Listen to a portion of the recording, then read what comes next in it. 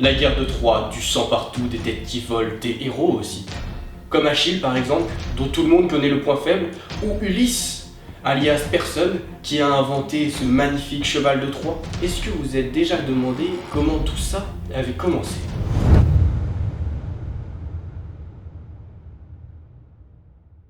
Tout commence chez les dieux. Des êtres décrits dans les textes comme puissants, mais avec les mêmes défauts que les hommes. Et ce jour-là, c'est une question de jalousie qui va faire tout basculer. Jalousie entre trois déesses, Athéna, Aphrodite et Héra. Éris va demander aux dieux de lui dire laquelle de Aphrodite, Athéna et Héra est la plus belle. Aucun n'est capable de donner une réponse, car les trois déesses sont toutes magnifiques, et qu'ils ont bien conscience que la jalousie de l'une d'entre elles pourrait poser de gros problèmes.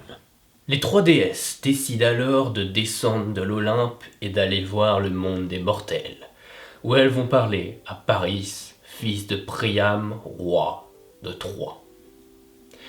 Mais le jeune homme ne sait pas qu'il a en face de lui trois déesses, et il est incapable de décider laquelle des trois est la plus belle.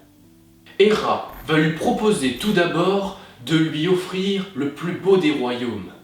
Le jeune prince hésite, mais Athéna lui propose à son tour quelque chose, devenir le plus puissant guerrier que la terre n'ait jamais vu. Une hésitation encore une fois, mais cette fois-ci, c'est Aphrodite qui va lui proposer quelque chose, et c'est de lui offrir la ceinture qu'elle a autour de la taille et qui lui permettra alors de séduire n'importe quelle femme. C'est ainsi que Aphrodite est désignée par le Troyen comme la plus belle des trois déesses. Paris est en voyage chez Ménélas, le roi de Sparte, où il rencontre Hélène, la reine. Il tombe immédiatement amoureux de cette femme qui est considérée comme l'une des plus belles. Ménélas doit s'absenter de son royaume pendant quelques jours. Ce qu'il ne sait pas, c'est que Hélène est tombée elle aussi amoureuse de Paris, et que tous deux décident de quitter le royaume de Ménélas et de rejoindre Troie, où ils se marient. Ménélas est alors fou de rage et décide de parler à son frère Agamemnon, le roi des rois.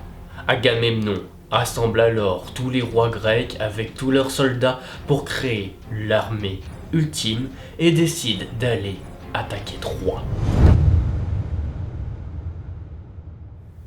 Ça fait super plaisir, ça fait super longtemps que je voulais faire une vidéo sur la mythologie, et moi je vous laisse là et je vous dis à très bientôt pour une prochaine vidéo sur la mythologie ou autre chose.